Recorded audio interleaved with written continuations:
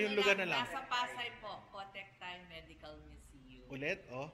Cotec. Basta Medical Museum. Yun lang, sa Pasay. Oo, sa Pasay. Galing ko akong Quezon City, buti hindi ako na-late. Wala akong traffic. Okay. So, ito yung ginagamit nyo sa pagpa-vlog kung kayo. Ang napapansin nyo, akala nyo, camera dalawang cellphone. So, kaya nakapatong lang ako sa libro. Ganun lang kami kasimple dito. Hindi kami mga high-tech na mga katulad ng iba. Saan pre-med mo, Doc Roel? Ako ay Lasal TAF. Wow. Sunod tayo magkakasama sa Lasal. Okay. Ito pictures natin to, yung mga taga-UST. UST ka. Hanggang ngayon, ganyan pa ang library ng yung UST. Sa UST, ang gusto kong puntahan, one of these days, yung kailang museum. Naglibre ngayon, kasi yung busy ako eh. Yes. So, isang beses ko lang napuntahan yung museum. Maganda yung Science Museum nila. Maganda. Tama. Yeah. Tapos ito, picture yun. Ito, UP to. Andyan pa yan. UP daw. Pag Manila Day, ito kasi, 300 taon ng UST. So, meron silang parada sa Pasig River. Pero mo UST, napakatanda. Yes. So, ngayon, 400 Kaayusin natin ito ating So, ito, mga lumang picture. Ito.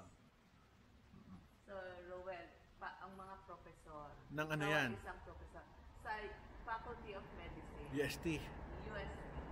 Sigurado kayong dalawa UST ba? Hindi. Ito kasi... Ikaw, saan ka nag-pre-med? Ako, pre-med ko UST. So, itong wall na to ay Spanish era. Yan. Kaya Health UST in the Spanish. Medical stream natin. Ang UP kasi ay dumating noong panahon ng Amerikano. Testingin natin. Yes. Alam nyo ba na... Dito na tayo, American occupation. Start na, nagtinuruan tayo. Pag American, mga na yan, UP na yan. Yes. Sila, dan sila. 1911. Ay, hindi pa. Wala pa. Ang Philippine General Hospital at yung College of Medicine. Ang tanong ko, sino gumawa niyan? Ito po ay galing, itong mga litrato na to, yun galing sa Spain yung iba doon, yung iba galing sa UST. Kasi nag-ayos. Yan kasi yung gawain namin. Actually, matagal na itong museum na to. At pumupunta dito ang mga eskwelahan, katulad ng De La Salle Health Sciences. Kung saan kami graduate. Yes, tsaka ang UP Medical School. So, pumupunta sila dito para magkaroon ng health lecture. History of health. So, yan 1900, so Amerikano. Ito ang ating ambulance noon, literally 2 horsepower 1905. kasi 2 kabayo. Yan, so yan ang mga ambulance noon. So noon, nagtitinda na rin ng mga sorbetes. Ito ang tulyon. Siyempre ginawa siya pa naman ng Amerikano. Saan niya kulyon? Sa Palawan. Palawan. Hindi, ang ganda na pala. Ayun, Cotectay. So 1920s, ito yung mga na kukuha ng Board of Medicine. So yung ibang mga litrato na to, dito na rin sa Pilipinas, St. Paul's. Yes, so sila talaga mga nurses naman sila. Noon, pag Manila Day, araw ng Maynila, ang kanilang mga karosa, health, TBs and disgrace to the nation. So yan yung pinaparada nila. Yan, sanitary measures. Tapos kasama lagi ang Department of Health. May Department of Health na ba nun? Meron na kasi ginawa yun panahon ng Amerikano. Okay. Galing mo naman. Nurses, babies, Mary Johnston. Ba't ano to? Ba't ang laki? Ano ba to? Parang, Dati, parang conference hall ba to? Yes. Pag 100 students nung before the pandemic, dito ang lecture namin. Mamaya tayo, simulan na. Balikan natin. Dalayan na ho. Mag-interview na kami ulit. Okay. Okay, tuloy natin ang ating paglabas dito sa museum. Yes. So ito yung mga old libro ng panahon ng Kastila. Alam mo, na-amaze ako. Una, paano ka nagkaroon yan? Mga may koleksyon, nagbigay o? May nagbebenta, nakahanap, may nag-donate din.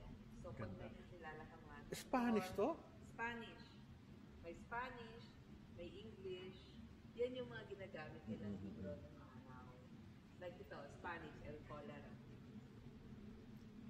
Philippines. Kasi sa UST, Kastila yung food of teaching. Ang tanong ko sa'yo, paano mo na-maintain na hindi siya amagin? Meron siyang, Actually, wala kasi yung weather natin talaga dito ma-moist eh. Oo, nakakatakot yan. Pero, basta hindi, ito 100 years na, okay pa naman eh. Kasi siguro maganda yung Oh, with the blessings of God na hindi ka maano. Okay. So, itong mga old books, 1902 to 1970. Oo.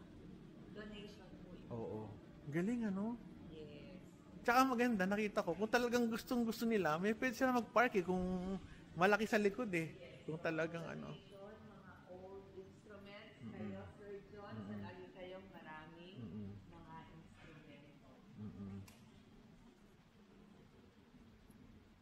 So, books, ito usually mga history books. Alam mo, diba, St. ito, may naman.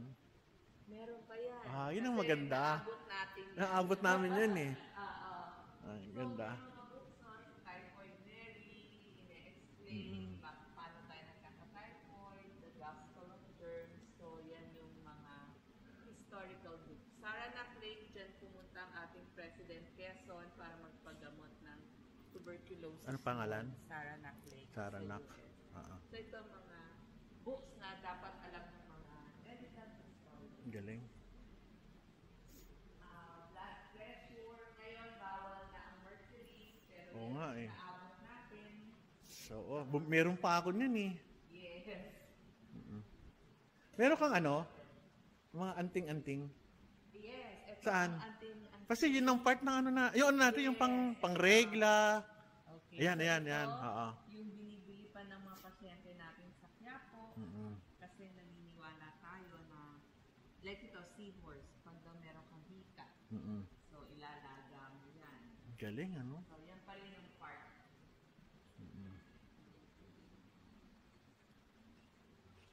Pumunta kayo dito, Teka, tanong natin. Baka may magtanong. Pinapupunta mo dyan, magkano bayad? Libre po dito. Hindi naman libre, Grabe naman. Actually, ito pang medical students. So, yan, from Juan Martin Magsanok. Pero kung sinabi nila, anong siya magsanok? Sabi mo? Oo, ito, kilala mo siya, Dr. Carlos Magsanok. Oo. Yes. Binigay niya sa'yo? Yes. Donation nila. Kaibigan ko, anak niya, si Cara Yes, si Cara kasama mo sa I can serve. I can serve sa breast cancer awareness. William Chua, ito po yung nasa harap ng heart center. Oo. Smaller version lang kasi ito malaki din. Ang tanong ko, paano kayo nagkaroon nito? Binigay niya? Binigay po ni Dr. William Chua. Kanino? Kay Doc Willie. Grabe. Para sa MCU. Grabe. Nakikita ko yun sa harapan. Ano yung libro mo, mga ano? Ito yung ginamit natin nung med school tayo. Iba yung pedia natin. Ang pediatrics book. Yung kay ano pa? Yung Del Mundo. Yes, ito. So, may second edition, third edition, fourth edition ng Del Mundo. Hindi dito lang pala. ako makahanap ng first ed ng Del Mundo. Meron kang yung sa surgery, kay Eufemio, yung dilaw, ay yung brown?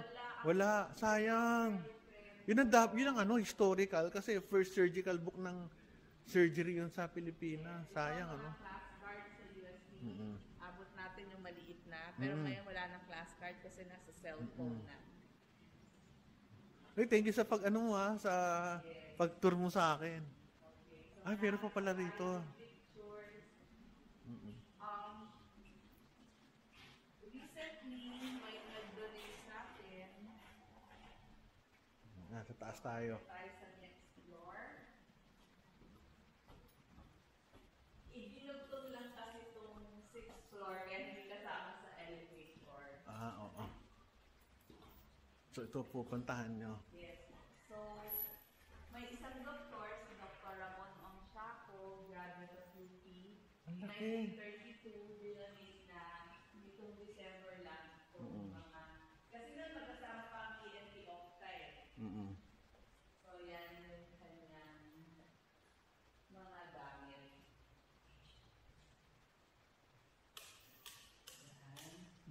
Meron pa doon. Ang tindi, Meron. Tingnan. Yung isa doon, yung iSet kay Dr. Aguto. Saan? Ay, ito. So this one I said to Dr. Alucio.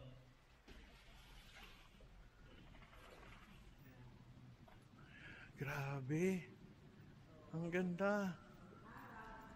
Dito, ang lecture dati ng Delasal ng Sciences, pag 300 ang dadating. Ah. Pag 100 dun sa baba. Mm-mm. Yan, ngayon, Independence Day. Mm-mm. So, ganyan sila pag nag-celebrate doon. Hindi ah. Laki naman ito. Yes. Hindi ko alam sa ginagamit niya. Siguro sa tingin na. Sa mga chemistry. Oo. May pia. Okay na. May ano, pilota. So, yan Dennis. ang ambulance, Ah, ah. PH. So, 2 horsepower. Mm-mm.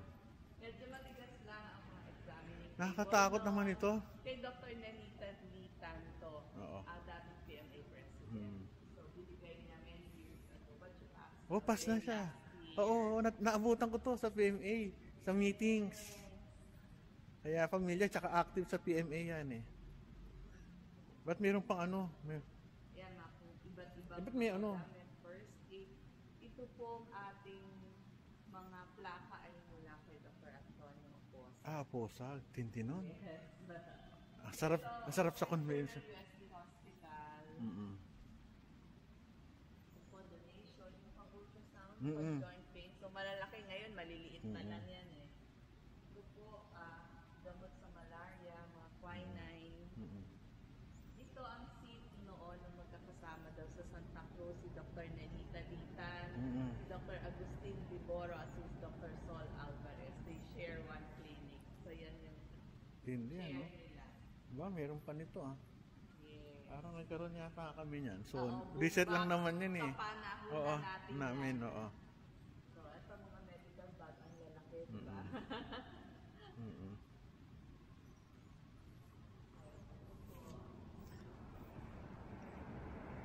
Maraming ano, maraming donasyon o bumibili talaga kayo? May binibili, may donation. May tanong ko sa'yo, kasi ito, ginawa ito for the museum lang, ito. Ginawa. Bago namatay yung dad ni Doc Lee, Oo. may picture siya kinakonstruct na Oo. But Teka, kaya lang, nag-pass oo. away na rin siya. Hindi na niya nakita. Ito, mga ano na to. Yes, ito science naman. Oo. Ba't mayroon pang mga anong relevance ng mga kwintas? Ito mga excavated po. Excavated. Excavated. So, nakita to sa Iloilo. Mm-mm. Ganda, no? Iba galing UP, doon ko ito na purchase kasi part of science, mga rocks and fossil, and mga... Okay, picture lang ho kami dalawa. Millions of years ago. So, ang original nito nasa UP, but pwede kang bumili. Mm-mm. Mga ano sila eh, bato. Yes. Mm-mm. So, follow ng ECG. So, Dr. Aida Baltazar. Buhay ko po si Dr. Baltazar. So, ganito lang. ECG. Oo. Ngayon, compact na rin. Maliliit Sorry hindi ko kaya si Aida. Na-meet mo to? Buhay pa siya. Buhay pa. Cardiologist na babae. The first woman cardiologist. Hindi ko siya naabot na. Kilala ko na lang yung mga 1990s na cardio na lang eh. Yes. Tsaka si yung isa yung namatay na gumawa ng ECG natin.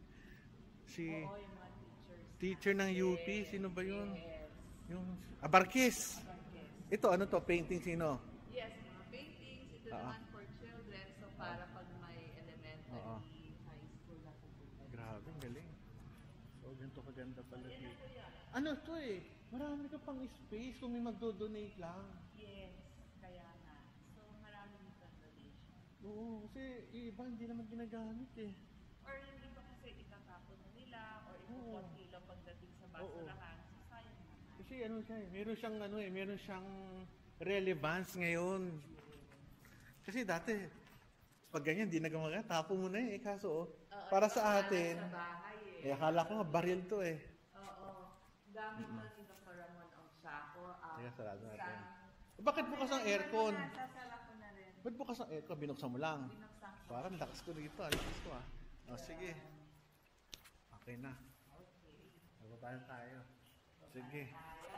Okay na. At okay, bababa na rin. So maraming salamat Invite mo naman sila dito. Teka. Okay. Ito po para sa mga schools, pag gusto bumisita, lalo na yung mga STEM schools, yung science schools. Okay, Salamat po.